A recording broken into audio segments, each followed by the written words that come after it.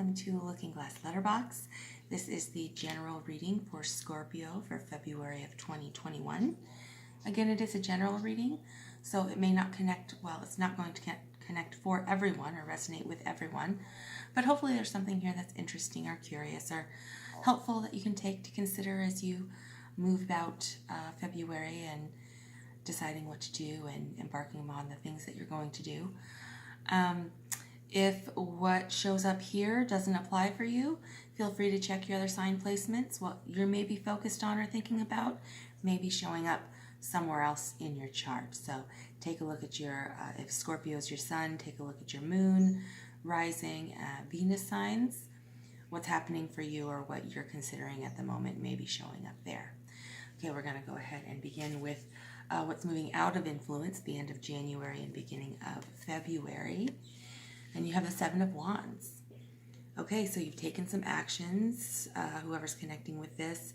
You've been working for and following through, taking decision and following through with your actions to gain ground and support development and gain momentum moving forward, and reached a point of higher ground, of greater elevation, so you can see a little bit more of the lay of the land, see a little bit further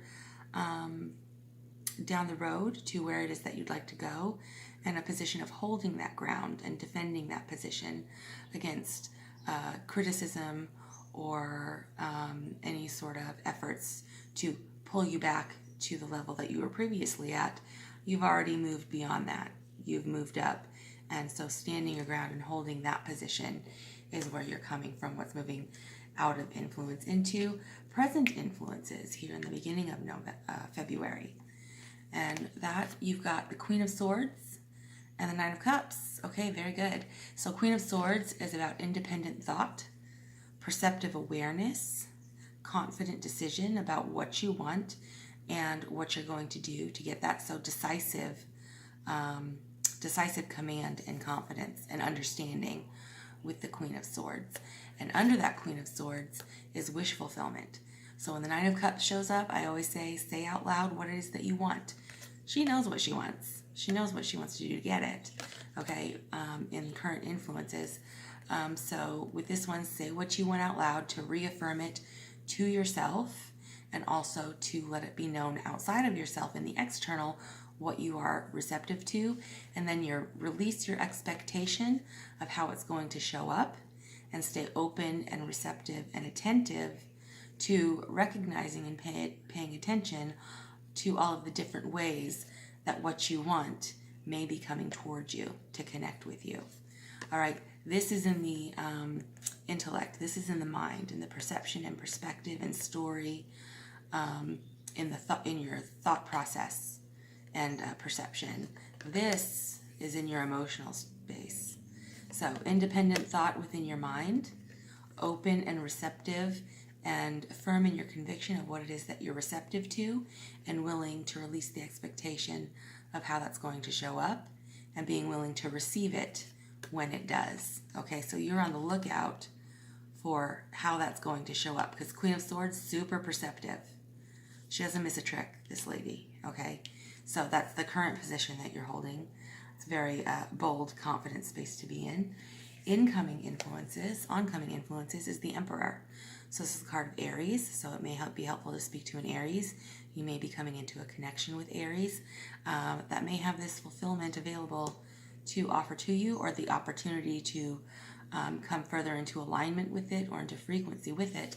Or it could be the aspect of yourself moving from this Queen of Swords in the air space to this Emperor in the fire space. And this is about holding a position of command and authority and capability and reason and rationality within a fire zone to create and maintain stability and take on the responsibility of that authoritative role to provide that for yourself in your own life and in your own experience with the Emperor. So a solid centered point of firm foundation and authority with the divine masculine influence there.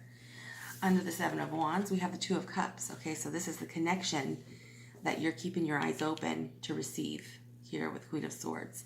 So with the Seven of Wands, whatever you're looking out toward, you're looking to those opportunities and those circumstances that are reflecting back to you and reciprocating to you what you have to offer in return.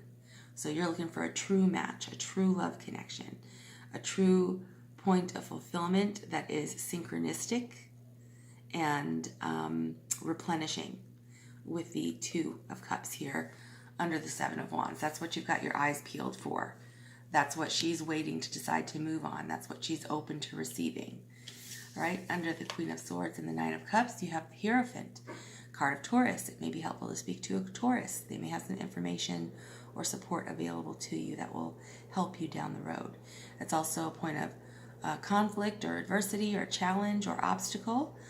Fives are a point that's meant to be met and worked through, but with the Hierophant, it's about traditional wisdom, traditional systems, traditional hierarchies within those systems, how those things work and connect, because this is a very heavy, grounded earth energy, and it's about institution and tradition and wisdom and mentorship. So if you need some more information about how to come into connection with this, about how to navigate the world ahead, about how to step into this or sit down on this throne of command and authority with the Emperor, if you need some traditional education along those lines or advice, professional assistance, professional mentorship, seek out that information at this particular time, because we are in Mercury retrograde.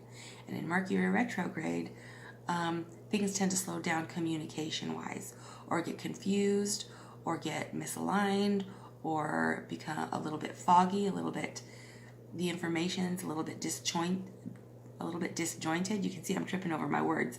Communication gets scrambled a little bit in Mercury retrograde, but applying that, releasing the frustration of that and the impatience of just wanting to get to the next thing, wanting to get to the clear answer, taking the time and the space to consider all of the information that you need to have available to you, all of the advice and education and systems that you need to be aware how they work, how they're structured, how they're connected, so that you can then innovate and create and bring that information into alignment with what it is that you are attempting to develop, and the connections that you are seeking out is going to be beneficial to you in that aspect, in reaching the fulfillment of this desire or this wish here, and leave you in a confident point of decision and action. Because for the Queen to be confident in her decision and her perception, she needs to be able to rely on that the information that she has received in order to come to that decision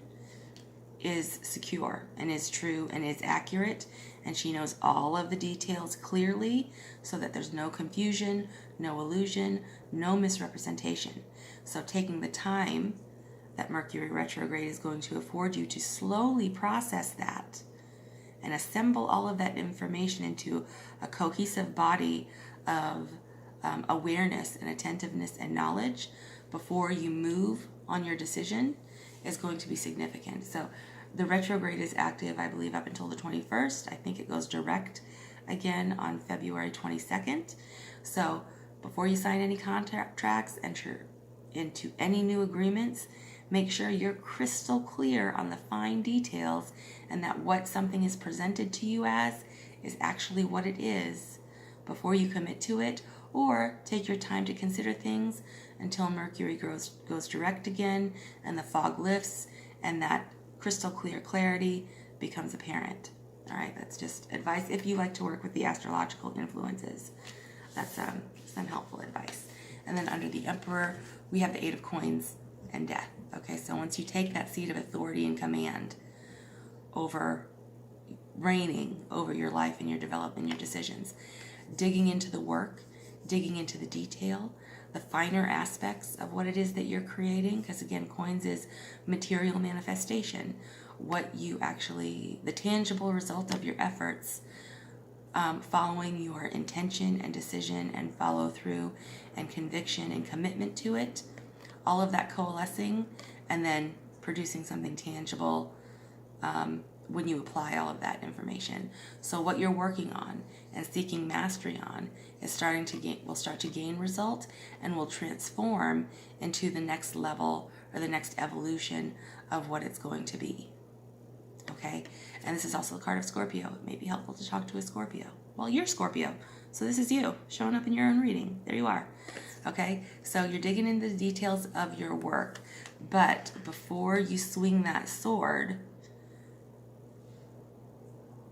to come into connection and remain receptive to the opportunity that's approaching you, make sure you have all of the information required before you activate that decision, okay?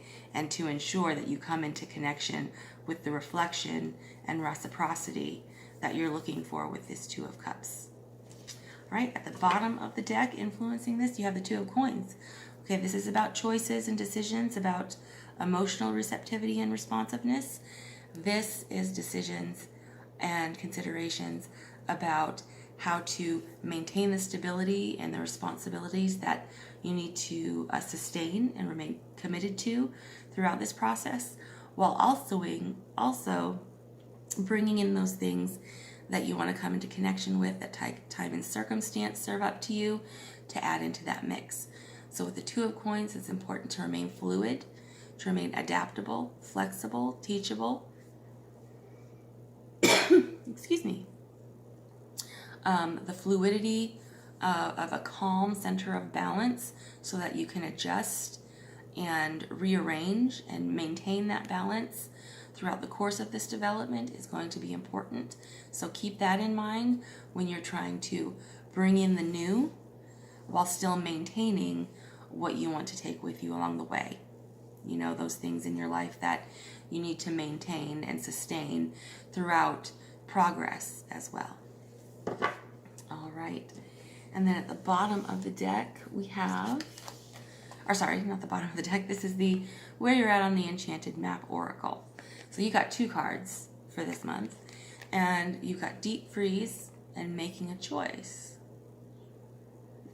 Okay, each of these cards comes with a quote. So the quote for Deep Freeze is, "Everything has its season. Now is the time to put activity on hold while you rest." So this one, it says, "The cold winter beckons you to slow down and put a freeze on things that are not yet ready to bloom." So that's the influence of the Mercury retrograde, I think. It's time for regeneration and hibernation.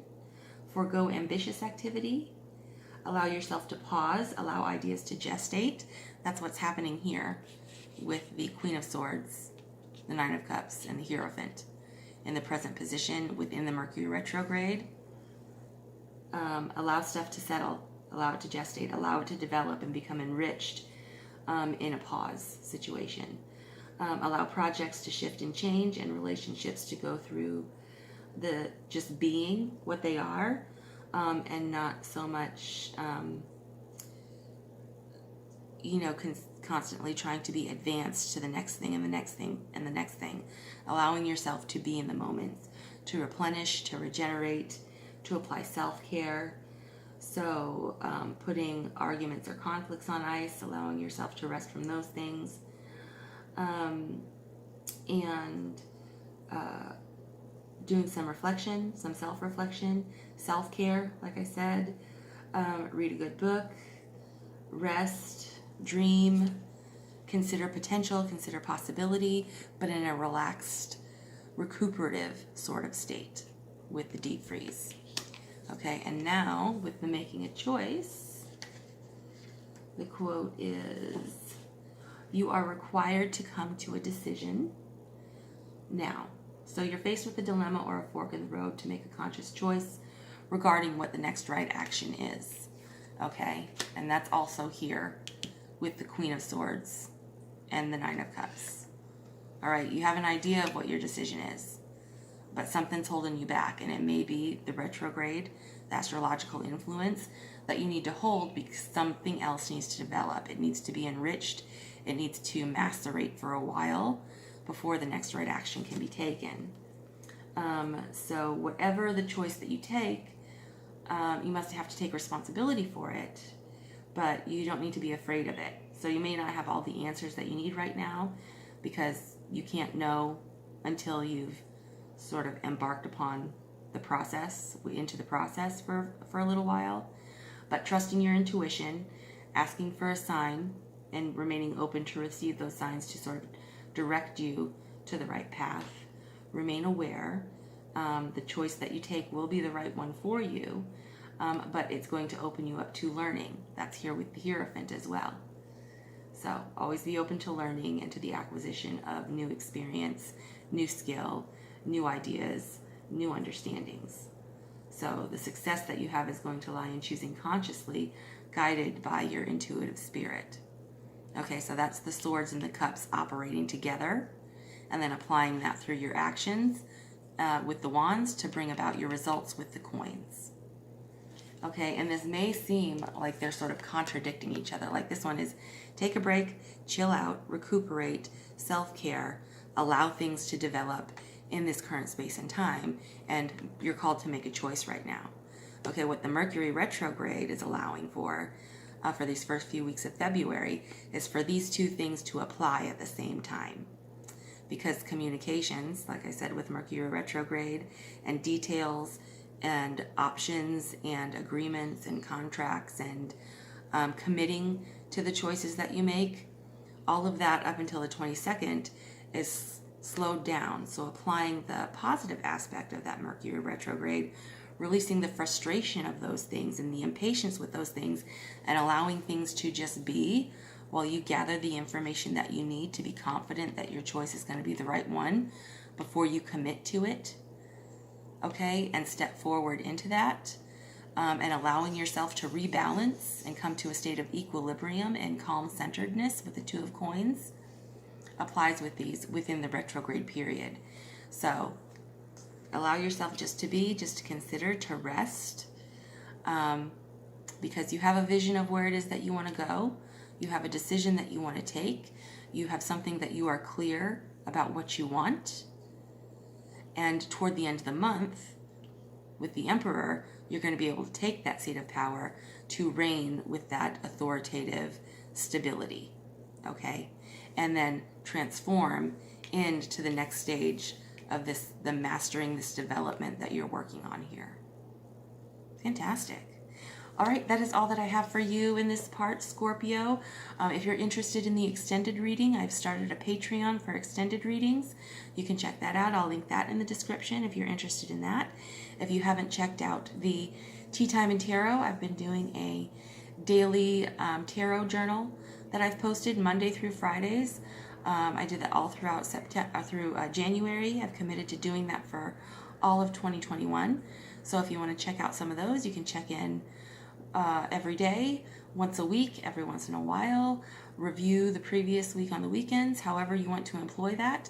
It's been very beneficial and helpful for me just within this first, not even 30 days that I've posted. It's been very interesting and revealing and helped keep me on track through frustration and impatience with the development as well. So check that out if you like. Otherwise, I will see you next time. Thank you for your time and attention. I appreciate that it's valuable. Thank you for sharing some of it with me. Have a fantastic February, and goodbye.